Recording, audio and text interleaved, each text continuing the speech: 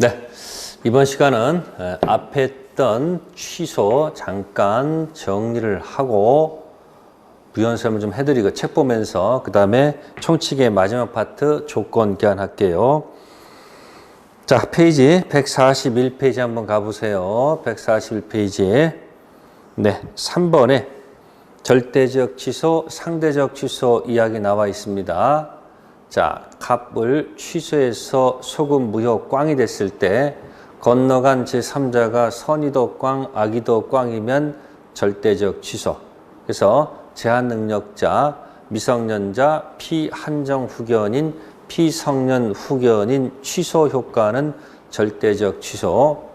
근데 이제 의사표시 영역 들어가면 단통, 착사, 착오, 사기, 강박 요거는 취소, 소급표 무효가 된 것을 가지고 건너간 제3자가 선의일 때 선의한테는 대항할 수가 없습니다. 그래서 착오, 사기, 강박, 취소 효과는 건너간 제3자는 선의는 보호받고 악의만 꽝이 되기 때문에 이건 우리가 상대적 취소. 그럼 생각해 보세요, 여러분들. 절대적 무효도 있고 상대적 무효도 있고 절대적 취소도 있고 상대적 취소가 있으면 통으로 기억하세요.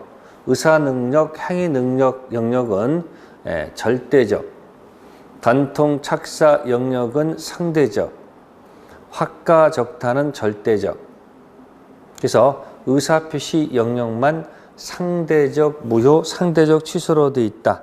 그런 것을 한번 같이 연상하면 좋겠습니다. 다음 142페이지 가시면 네, 취소권자가 아까 있었습니다. 네, 제한 능력자도 취소할 수 있다고 되어 있습니다. 책자 색깔 들어가 있습니다. 자, 제한 능력자는 자기가 행한 취소할 수 있는 행위를 스스로 단독으로 취소할 수 있으며 그것은 확정적 효력을 발생한다. 즉, 제한 능력자의 취소는 그것을 다시 취소할 수 있는 취소 행위가 되지 않습니다.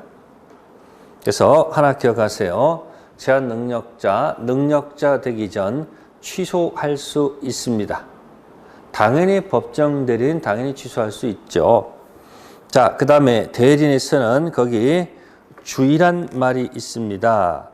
임의 대리에 있어서 대리인이 행한 취소 원인이 있으면 취소 하자 유무는 대리인 기준 판단이 맞지만 효과인 취소권은 직접 본인 갑한테 귀속하죠.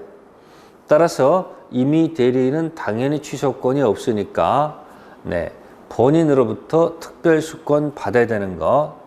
법정 대리는 당연히 취소권이 있고 임의 대리는 당연히 취소권이 없고 본인의 특별수권이 있어야 된다는 거 체킹해 두세요. 네. 그 다음에 143페이지 취소의 방법 중에서 가로 2번 상대방에 대한 의사표시가 있습니다. 자, 그럼 거기 보시면은 거기 보시면은 상대방이 확정되어 있는 경우 상대방에 대한 의사표시를 해야 된다. 상대방이란 취소할 수 있는 행위의 상대방을 말한다. 그 자로부터 목적물을 전득한 자에 대해서는 할 수 없다 이렇게 돼 있죠. 그래서 취소의 상대방이 누구냐? 기억 안 나세요? 그때 그 사람. 네, 그렇게 해서 기억하시고 자, 맨 밑에 갑니다. 취소의 효과 처음부터죠. 그때부터 무효가 아니고 뭐다? 처음부터 무효인 것으로 됐습니다. 자, 밑에 보시면 당사자 제한 능력을 이유로 취소는 선의 제3자에게도 대항할 수 있는 절대적 취소죠. 그러나 그 기타 경우 즉 어디죠? 착오, 사형박은 선의 3자에게 대항할 수 없는 상대적 취소가 되겠죠. 다음 취소를 왜 했습니까? 그때부터 무효라면 못 돌려받지만 처음부터 무효한다면 내가 준 거 돌려받아야 되겠죠. 그래서 부당이득이라고 생각하시면 돼요. 부당이득. 자, 그렇다면 거기 색깔 들어가는데 선의의 수익자는 현존이익, 악의 수익자는 그 몽땅 전부 반환해야 됩니다. 다만 141조 단서 제한 능력자는 특별히 보한다고 그랬죠. 제한 능력자 보호하기 위해서 원칙에 대해서 특칙을 두고 있습니다. 제한 능력자는 선악 묻지 않고 이 현존하는 한도에서 상환할 책임이 있다. 그러니까 우리 민법 제한 능력자 무조건 보호 이렇게 기억해 두시고요. 자, 밑에 보시면 이제 취소할 수 있는 행위의 추인 나오죠. 스스로 원해서 취소를 포기 선언한 것이죠. 네, 그래서 145페이지에 2번의 2번 체킹. 추인은 취소 원인 종료한 후에 된다. 그러니까 우리가 공부했을 때 성년 되는 시기 있지 않습니까? 그러니까 이것이 일종의 말장내 생각하시면 돼요. 성년이 된다. 성년은 만 19세가 되죠. 만 19세. 그러면 미성년자가 계약을 했다가 성년 될 때까지. 그럼 미성년자 위에는 누가 있어요? 이렇게 법정 대리인이 존재하죠.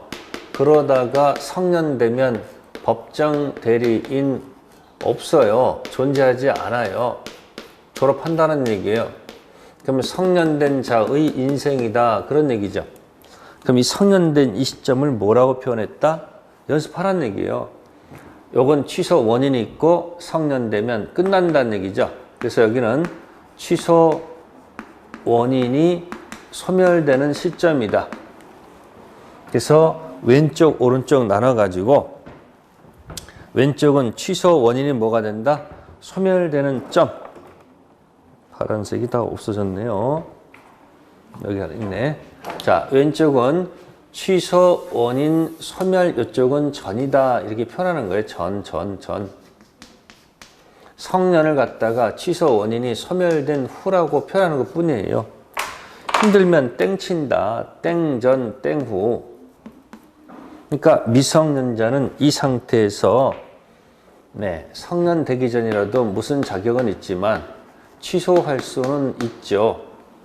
그러나 이자한테의 추인 자격을 줄 수는 없잖아요. 법정 대리인이야 당연히 상식적으로 취소도 할 수 있고 추인도 할 수 있는데 법정 대리인은 언제까지? 땡전, 취소 원인 소멸 전 상태 미성년 대신 법대가 존재하죠. 그럼 성년되면 법대는 없으니까 성년된 자는 당연히 뭐도 할 수 있고 취소도 할 수 있고 원해서 추인할 수도 있잖아요. 그래서 여기 취소 원인 종료 후. 다만 법정 대리인은 취소 원인 소멸 전이라도 거기 판례 있죠. 판례 있죠. 밑에 판례 있죠. 읽어볼까요? 법정 대리인은 제한 능력자 본인이 제한 능력자인 동안에도 추인할 수 있으므로 취소 원인 종료하기 전에도 추인할 수 있는 자다. 뭐 어렵게 얘기하는 거 필요 없죠. 땡전 미성년자 옆에 계신 법대도 추인할 수 있다라고 연습하면 되지 않습니까? 꼭 좀 기억하시고요. 그다음에 원해서 취소 포기하는 거니까 가로 3번에 취소할 수 있는 것임을 알고 해야 된다. 하나 기억하시고 네, 드디어 이제 146페이지에 법정 추인. 아까 제가 뭐라고 했을까요? 법정 추인. 어떻게 기억하라고 했습니까? 꼭 기억하셔야 돼요. 미성년자가 뭐가 된 다음에 성년 된 후에 무슨 경찰 돼서요? 전투 경찰 돼서 전경 돼서 뭐 먹다가 청양고추 먹다가 뭐 당했다. 제재 당했다라고 생각하시면 되죠. 그래서 거기 145조 1호부터 6호까지가 나와 있죠. 그걸 말을 바꾼 거예요, 제가. 그러니까 미성년 상태에서는 무슨 추인이 안 된다. 법정 추인이 나타나지 않고 성년된 후 이런 행위를 해야지 법정 추인이 되는 거 아니겠습니까? 따라서 취소 원인 소멸된 후 또는 추인할 수 있는 후 이런 행위가 나타나야지 법정 추인. 그래서 거기 사유가 1호부터 6호까지가 있고요. 그 다음에 요건 중에서 거기 2번하고 5번 있죠. 그 2번, 5번이 이거죠. 이거 청구하고 권리 양도예요. 그래서 뭐라고 되냐면은 취소권자께서 청은 뭐죠? 청은 뭐냐면 이행을 청구하는 것, 양은 뭐냐면 권리를 양도하는 것입니다. 그러니까 취소권자가 액션을 취하는 거죠. 전부 이행, 경계, 계약 체결, 청구, 양도, 담보 제공, 강제 집행, 액션 취하면 문제 있기 때문에 법정 추인되면 확정 유효가 되는데 그 2번과 5번 중에서 취소권자가 청구하는 경우에 하란다 이렇게 돼 있어요. 즉 취소권자가 상대방한테 채무 이행을 청구하는 것이다. 따라서 취소권자가 이행 청구를 받은 경우, 즉 누가 취소권자의 상대방이 이행을 청구하는 것은 법정 추인이 될 수가 없다 이 얘기죠. 또 우측에 5번도 취소권자가 양도하는 때 한다고 돼 있잖아요. 취소권자가. 그러니까 상대방이 권리를 양도하는 것은 무슨 추인이 아니다. 법정 추인이 아니에요. 상대방이 전부를 이행하는데 받으면 법정 추인. 새로운 합의 끌어내는 것도 법정 추인. 담보 제공한 받아먹는 것도 법정 추인. 강제 집행 들어올 때까지 조치 취하는 것도 법정 추인. 근데 법정 추인 아닌 두 가지가 뭐다? 요것만 법정 추인이 아니라 그런 얘기예요. 그러니까 나머지 이야기들은 전부 다 무슨 추인이 되는데 법정 추인이 되는데 이 상대방 청양고추만 뭐가 아니다. 요것만 법정 추인이 아니라는 거죠. 시험에 자주 나오는 거니까 기억하시고. 그러니까 지금 보세요. 미성년자는 해봐야 무슨 추인이 안 돼요. 법정 추인이 될 리가 없죠. 법대가 만약에 했으면 당연히 이것도 법정 추인이 되겠죠. 추인할 수 있으니까. 성년된 후 추인 자격이 있으니까 성년된 후 여기 전경, 청량, 제재하면 당연히 무슨 추인이 될까? 법정 추인이 되겠죠. 이걸 정확하게 기억하셔야 됩니다. 자, 그 다음에 148페이지 보시면 취소권 존속기간. 아까 하셨습니다. 미성년 차고 사기 강박 계약한 날로부터 10년. 그러니까 결함이 있는 상태에서 법률 행위한 날로부터 10년이고 성년된 후, 안날. 추인하신 날로부터 3년. 그래서 추인하신 날부터 3년, 법률 행위한 날부터 10년 내 행사할 것. 만약 행사하지 못하면 취소권 소멸해서 확정 유효가 된다는 거. 총칙에서 제일 중요한 데가 어디다? 바로 이 법률행위의 취소라는 것을 기억하셔야 돼요. 그러니까 우리 중개사 시험 범위에서 정말 중요한 데가 어디란 얘기예요. 다른 거 뭐 있겠습니까? 이거죠. 자, 확정적 유효. 그 다음에 확정적 무효. 자, 이런 것보다는 시험 문제는 당연히 어디서 내는 게 맞아요. 확정적이지 않은 것 있죠? 불확정 무효. 불확정 무효. 여기서 문제 낼 것이고, 불확정 어디 유효. 이게 취소 이야기죠. 취소. 이 불확정 무의 대표적 예는 여러분들 무건대리 있었잖아요. 무건대리. 그죠? 그러니까 시험은 이 불확정적인 것들을 시험 문제 내는 거예요. 이미 정해져 있는 거예요. 왜? 불확정은 왔다리 갔다리 할 수 있잖아요. 어디로 갈 수도 있고, 확정 무효로 갈 수도 있고, 확정 유효로 갈 수도 있고, 불확정 유효도 확정 무효로 갈 수도 있고, 확정 유효로 갈 수 있으니까 이게 시험거리라 그런 얘기예요.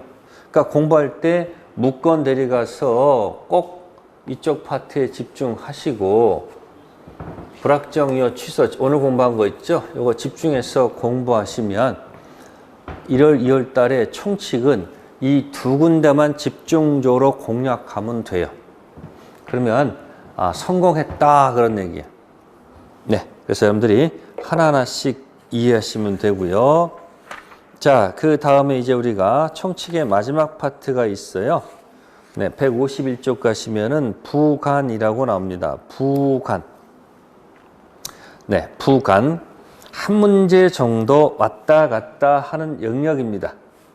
그래서 이 부간도 한 문제짜리니까 제가 몇 가지만 설명드릴게요.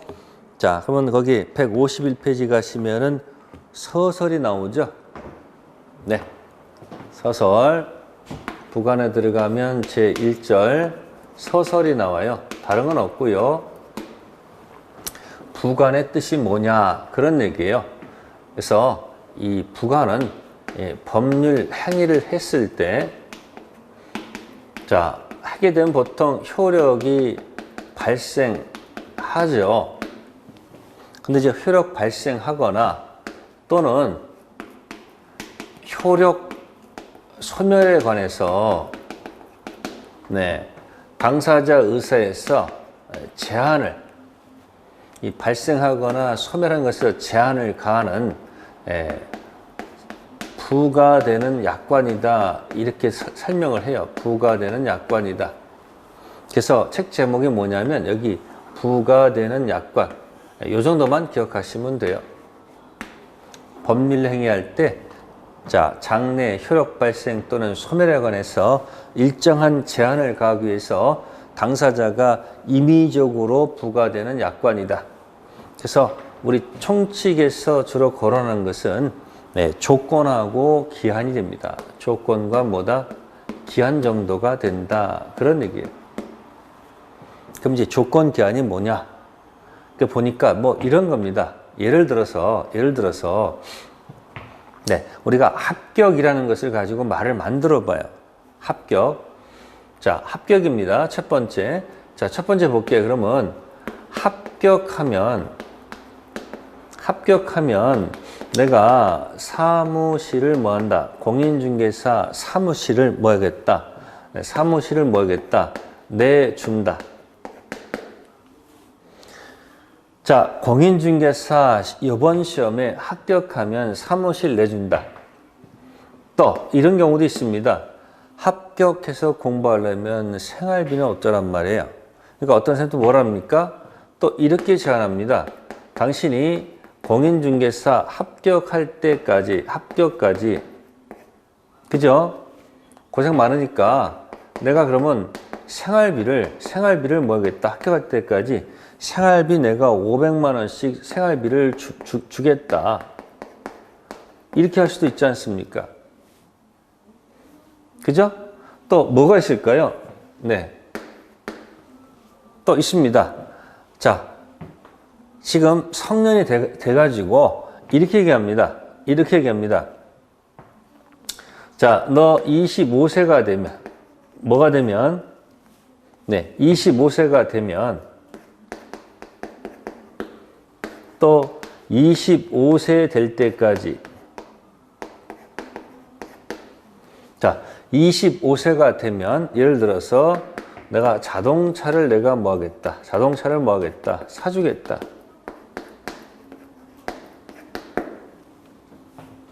또 25세까지 뭐 하겠다. 그죠? 네, 생활비를 뭐 하겠다. 주겠다. 뭐 이런 경우도 되지 않을까요? 그러면 잘 보시면 지금 갑이 지금 을한테 이렇게 얘기한 거 아닙니까? 그죠? 갑이 전부 다 이 행위를 할 때 전부 다 일종의 증여라고 보시면 돼요. 전부 다. 뭐가 된다고요? 전부 다 증여라는 계약입니다. 증여입니다. 그러면 이 합격이라는 것은 확실한 걸까, 확실하지 않은 걸까 하는 얘기예요. 자, 합격이라는 것은 확실해요? 확실하지가 않아요. 네, 이 합격은 확실하지 않단 말이에요. 그러니까 이건 뭐예요? 이건 불확실하다는 얘기예요. 불확실하다 그런 얘기예요. 불확실하다. 불확실하다 그런 얘기예요. 그러면 25세라는 것은 아마 지금 성장 중이겠죠.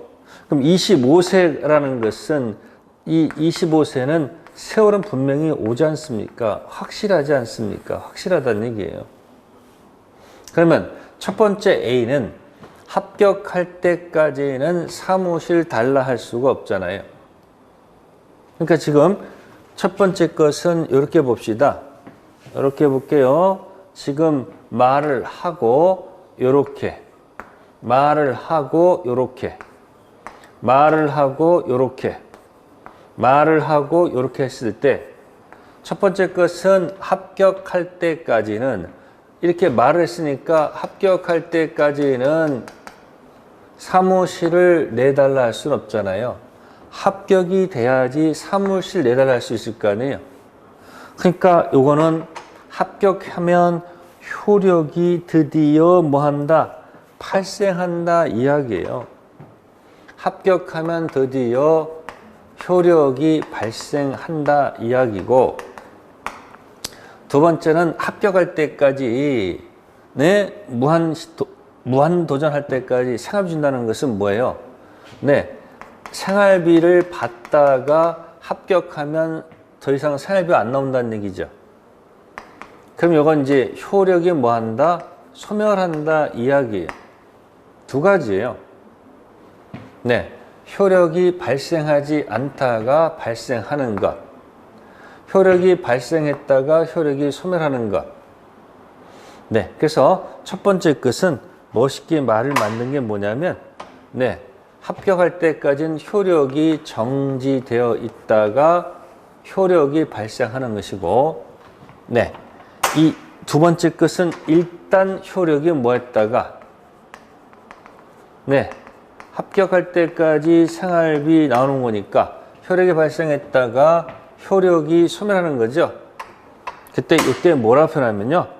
소멸하니까 이건 이제 효력이 해제가 된다. 이렇게 말을 만들어요. 그래서 A를 정지 조건이라고 말을 만들고, 정지 조건이라고, 이 두 번째는 해제 조건이다 이렇게 표현을 하는 것이다 그런 얘기예요. 불확실한 사실에 의존할 때 우리가 뭐라 한다? 조건이라고 표현하는 거예요. 자, 밑에 거 보세요. 25세는 확실하죠. 25세가 되면 자동차 사주겠다. 그러면 지금은 아직 효력이 발생하지 않다가 25세가 되면 이거 효력이 뭐 하는 거예요? 발생한다 이야기예요. 효력이 이제 시작한다 뭐 그런 얘기예요. 시작한다. 그걸 시기라고 얘기해. 시기. 그럼 25세까지 생활비 주겠다는 얘기는 일단 효력을 뭐 했다가, 효력을 발생시켰다가 25세가 되면 효력이 소멸하는 거지 않습니까? 그럼 이걸 이제 종기라고 얘기하는 거예요. 종기. 그래서 밑에 건 확실하기 때문에 기한이라고 하는데, 이건 시기라 하고 이건 종기라고 얘기하는 거예요. 그러니까 결국은 이 증여할 당시에 그죠? 어떤 경우는 효력 발생을 가지고, 어떤 경우는 효력 소멸에 관해서, 또 이 내용에 대해서 효력 발생과 이 효력 소멸에 관해서, 그죠? 법률 행위, 즉 증여라는 계약을 할 때 일정한 사실에 따라서 효력 발생 또는 소멸에 관해서 당사자가 제한을 가하는 약관이다 그런 얘기예요. 그래서 한 문제밖에 처리가 안 되는데, 그러니까 이 조건 기한은 장래 불확실한 사실에 의존하면 조건이라는 말을 써주고, 확실한 사실에 의존하면 기한이라고 하는 것 뿐이라는 거. 자, 그런 의미를 갖고 있다라는 얘기예요. 됐고요. 그 다음에 이제 넘기시면은 네, 드디어 이제 뭐가 나온다? 조건이 납니다. 152페이지에 제2절 조건 관련돼서 설명이 되는 겁니다. 네, 그럼 첫 번째는 이제 조건의 의의에 관한 얘기죠. 조건이 과연 무엇에 관한 얘기일까? 라고 되어 있습니다. 책제 뭐뭐가 나와 있어요. 네, 법률행위의 효력 요건, 장래, 불확실한 사실, 그 다음에 법률행위의 내용이 있습니다. 그게 뭐냐면, 네, 조건은 성립 관련된 얘기가 아니고, 네, 효력, 발생, 소멸에 관한 이야기다. 그런 얘기예요. 더 멋있게 표현하면, 네, 성립 요건에 관한 얘기가 아니고, 성립 요건에 관한 얘기가 아니고, 효력 발생에 관한 발생, 소멸이니까 효력 요건을 가지고 논의하는 것이다. 그런 얘기예요. 기억하셔야 돼요. 즉, 성립이 아니고 뭐다? 효력 발생, 소멸에 관한 얘기라는 것을 기억하시고, 두 번째, 확실한 사실에 의존하면, 장래 확실한 사실에 의존하면 이건 기한이 된다고 그랬죠. 따라서 조건은 뭐다? 확실한 것이 아니고 뭐다? 네, 불확실한 사실에 의존할 때 우리가 조건이란 말을 써주고, 세 번째는 요거는 당사자가 법률행위 내용에다가 당사자가 임의로 부과하는 것입니다. 당사자가 임의로 부과하는 것이기 때문에 네, 법이 정한 법정 조건은 우리가 말하는, 여기서 말하는 조건은 아니라는 겁니다. 법률 규정에 있어 일정한 것을 갖춘다는 법정 조건은 여기서 말하는 조건이 아니라는 뜻이다. 그런 뜻이에요. 자, 조건 의의가 됐고요. 자, 두 번째는 조건의 종류에 관한 얘기입니다. 조건은 어떤 것이 있는가? 네, 책에 보시면은 몇 가지가 있어요. 첫 번째가 정지 조건과 해제 조건. 네, 두 번째가 적극 조건이란 말도 있고, 소극이란 말도 있고, 세 번째는 수의 조건이란 말이 있고, 네, 비수의 조건이란 말도 들어가 있습니다. 네, 근데 여기서 여러분들이 신경 쓸 것은 2번 적극, 소극, 수의, 비수의는 신경 쓰지 마시고 요것만 잘 기억하세요. 정지하고 뭐다? 해제만 잘 기억하세요. 자, 정지와 해제를 더 멋있게 표현할게요. 자, 평면적으로 얘기한다면 이런 얘기예요. 네, 효력이 정지돼 있다가, 잘 보세요. 정지 조건은 효력이 정지돼 있다가 조건이 성취가 되면 효력이 발생하는 것. 자, 해제 조건은 이미 발생했다가 성취가 되면 소멸하는 것, 해제 조건. 그러니까 정지하고 해제를 한꺼번에 기억하는 방법은 이 중간에 발생을 하시면 돼. 보세요. 효력이 정지되어 있다가 성취가 되면 발생하는 것. 즉, 플러스로 간다는 얘기죠. 그걸 정지 조건. 다음, 일단 효력을 발생시켰다가 조건이 성취가 되면 효력을 소멸시키는 것. 그게 뭐다? 해제 조건. 그래서 정지와 해제 조건은 효력이 발생하는 것이 정지 조건이고, 해제 조건은 발생시킨 효력을 소멸시키는 것이 무슨 조건? 해제 조건. 네, 그거 정지와 해제를 확실하게 기억하시면 됩니다. 자, 세 번째 거 갑니다. 네, 세 번째는 조건을 붙일 수 없는 법률 행위. 조건에 친하지 않는 행위. 보통은 조건을 붙일 수 있는데 조건을 붙여서는 안 되는, 붙일 수 없는 행위도 있다 이야기입니다. 보통 첫 번째는 가장 대표가 우리는 가족행위. 이 가족행위를 또는 신분행위라고도 해요. 신분행위. 가장 대표가 뭐겠어요? 혼인 같은 경우죠. 혼인할 때 여러분들 조건 붙이면 될까 안 될까? 그래서 가족행위에는 네, 조건을 붙여서는 안 된다는 거 그냥 틀만 기억하시면 돼요. 두 번째는 네, 어음수표 행위라는 것이 있어요. 어음수표.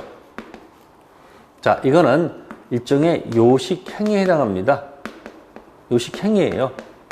요식행위는 방식을 딱 갖추면 효력이 발생하는 거기 때문에 이런 요식행위에다가 당사자가 조건을 붙이게 되면 곤란하다 그런 얘기예요. 그래서 어음수표 행위는 조건 붙여서는 안 됩니다. 네. 자, 그 다음에 사익상 불허가 뭐가 있냐면은 세 번째는 일방적으로 하는 단독행위입니다. 단독행위는 동의받을 필요 없이 일방적으로 하기 때문에 단독행위는 네, 원칙적으로 조건 붙여서는 안 된다 이렇게 되어 있습니다. 조건 붙여서는 안 됩니다. 원칙이 있다는 것은 예외가 있다는 얘기네요. 그럼 예외적으로 조건 붙여도 좋다. 자, 어떤 경우일까?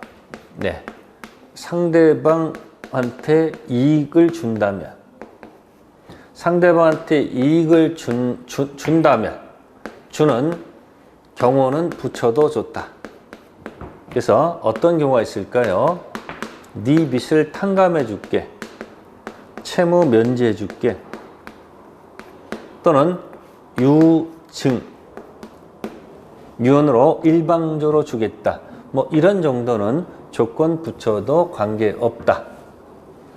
자, 그 다음에 네 번째 조건 성취와 불성취입니다.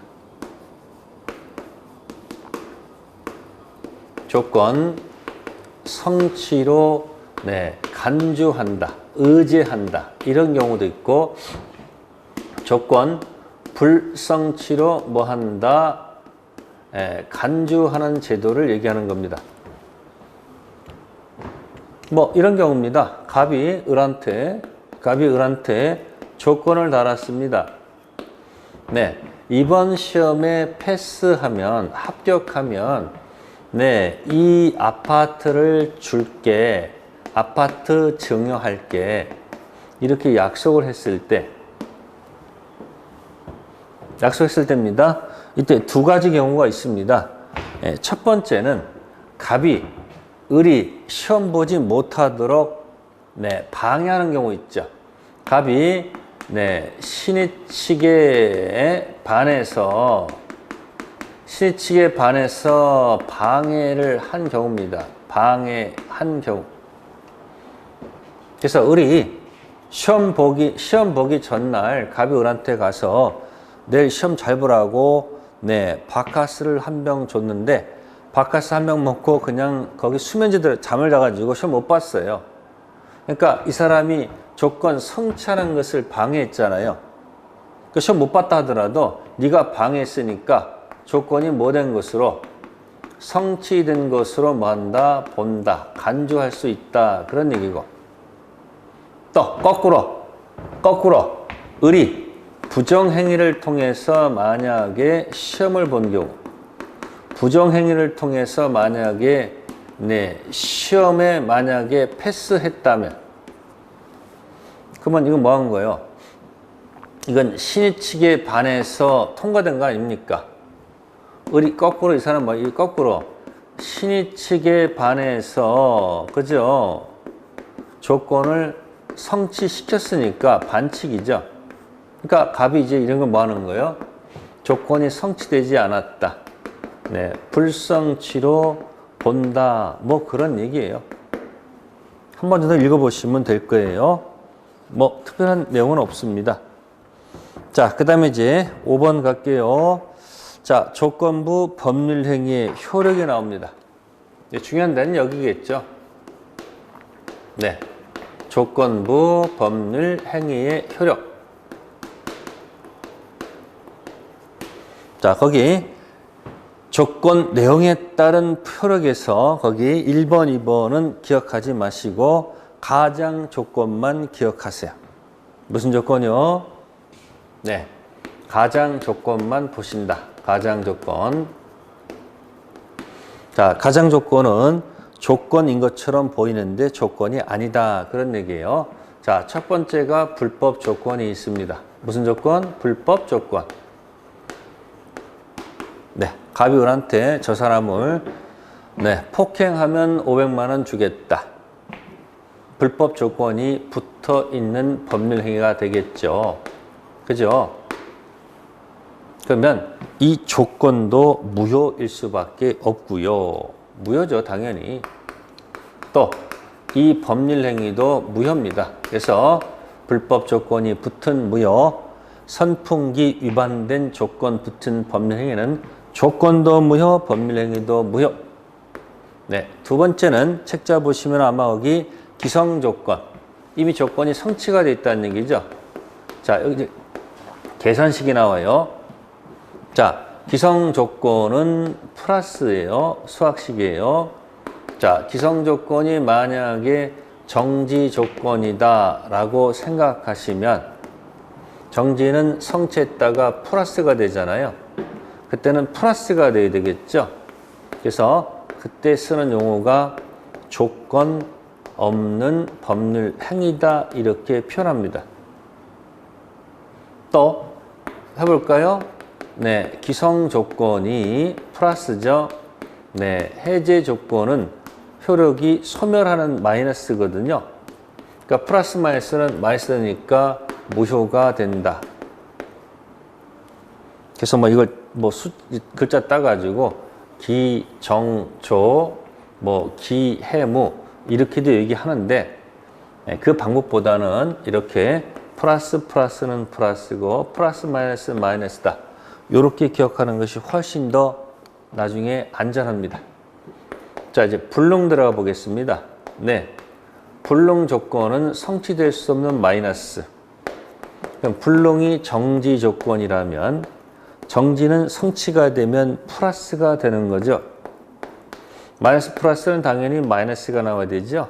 그러니까 무효가 나와야 된다는 얘기고, 네, 그 다음에 불능이 해제 조건이면 불능은 마이너스고 해제도 마이너스. 죄송합니다. 네, 불해 마이너스 플러스니까 네, 조건 없는 뭐다? 법률 행위다. 네, 편한 대로 하세요. 불정무, 뭐 불해조 이렇게 막 따서 하실 것인지 아니면 이렇게 플러스 마이너스 플러스 이렇게 플러스 마이너스 이렇게 하시는 본인 선택하세요. 안전한 것은 이렇게 하는 게 좋습니다. 네, 이것이 가장 조건이 가장 많이 나온다. 자, 그러면 이거는 가장 조건 얘기했고요. 두 번째, 그러면 조건이 성취되기 전 효력이 있겠죠. 그래서 성취 전 효력은 네, 소극적 보호가 있고요. 소극적 보호는 네, 침해하지 말 것, 건드리지 말라는 얘기고, 네, 이 적극적 보호 규정이 있습니다. 적극적 보호 규정은 성취 전 조건부 권리를 처분할 수 있다는 거. 두 번째, 상속도 되고요. 그 다음에 보존할 수도 있고, 네, 담보로 할 수 있다는 거. 그래서 적극적 보호 규정 149조는 추천해 드릴게요. 이 적극적 보호 규정 처분할 수 있다, 상속된다, 보존된다, 담보로 할 수 있다. 자주 나오는 것 중에 하나니까 잘 기억해 두세요. 자, 그럼 세 번째는 네, 그러면 성취 후 효력은 어떻게 되는 걸까? 그런 얘기죠. 네, 정지 조건 성취가 되면 그때부터 효력이 발생해야 됩니다. 그때부터. 해제 조건도 성취가 되면 그때부터 소멸합니다. 어쨌든 그때부터 발생하고 소멸하는 것이니까. 그래서 요거는 뭐가 없다? 소급하지 않는다. 비소급표라고 생각하시면 돼요. 자, 그런데 당사자 만약에 특약이 있었다 한다면 그때는 특약이 있게 되면 거슬러 올라갈 수 있다. 소급표를 인정할 수 있다는 거. 네, 그래서 이 성취전 효력에서 적극적 보호 하나 기억하시고 특약 맺으면 거슬러 올라갈 수도 있다는 거. 네, 이제 이게 조건 관련돼서 몇 가지 설명을 드린 거고요. 그 다음에 이제 제 3절 가서 기한이 있을 겁니다. 네, 그 기한의 의의는 뭘까요? 자, 이건 전체 기억할게요. 자, 의의는 확실한 것, 불확실한 것. 네, 기한은 불확실한 사실에 의존하지 않고요. 어디에 의존한다? 네, 확실한 사실에 의존하는 것이죠.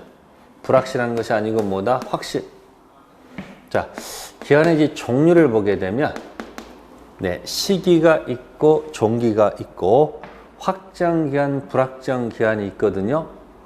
그래서 시기, 종기, 시작한다, 종기는 아까 설명드렸고, 네, 확정 기한은 보통 이 시기, 종기를 얘기하는 것이고, 가끔 이 불확정 기한을 헷갈릴 수가 있습니다.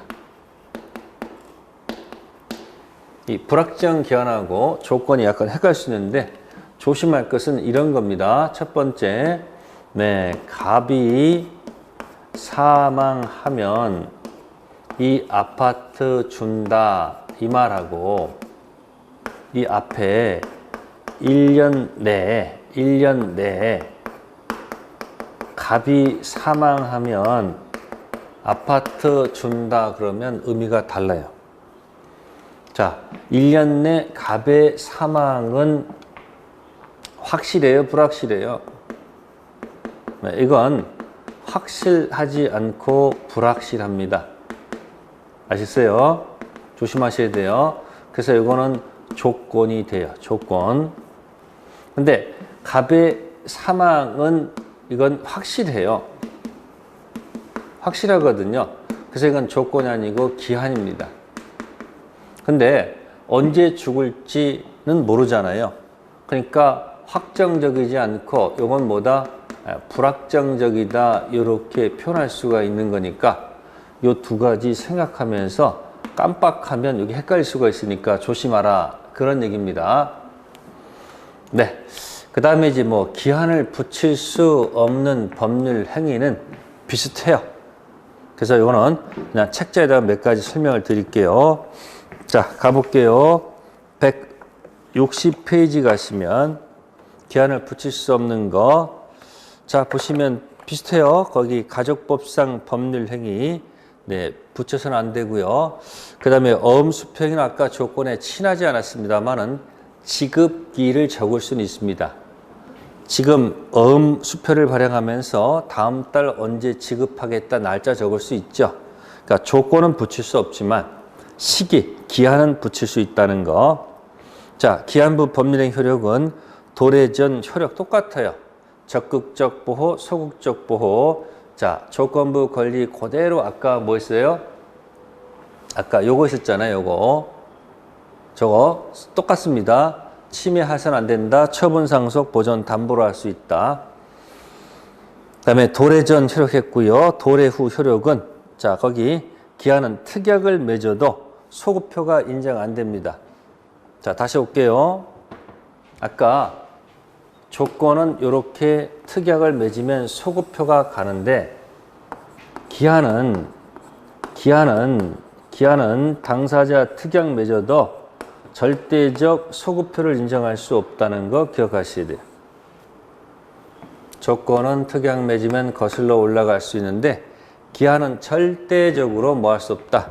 소급표가 인정되지 않는다는 거. 네, 그 다음 161페이지에 기한 이익입니다. 기한 이익 도래하기 전까지 기한 이익을 갖는 것을 얘기해요. 그래서 구체적인 특약에 따라 기한 이익을 갖는 자는 달라질 수 있을 거예요. 그래서 여기 보시면 구체적 내용 해가지고 박스에 있을 거예요. 그런데 확실하지 않으면 거기 2번에 1번 체킹하셔야 돼요. 채권자 이익 추정이 아니고 채무자 이익을 위해서 추정한다는 거. 채권자가 아니고 누구다? 채무자한테 이익을 요양 추정한다는 거 하나 체킹하시고, 그 다음에 기한 이익 포기할 수 있는가 없는가. 네, 포기할 수 있다는 거. 단 상대방 이익을 해서는 안 되겠죠.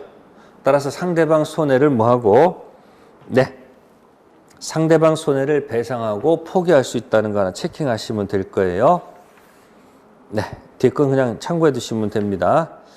네, 그래서 조건, 기한 한 문제도 나옵니다. 자, 여기까지가 총칙 이야기가 되겠습니다. 네, 잠시 쉬었다가 이제 물권법 세계로 가보겠습니다. 네.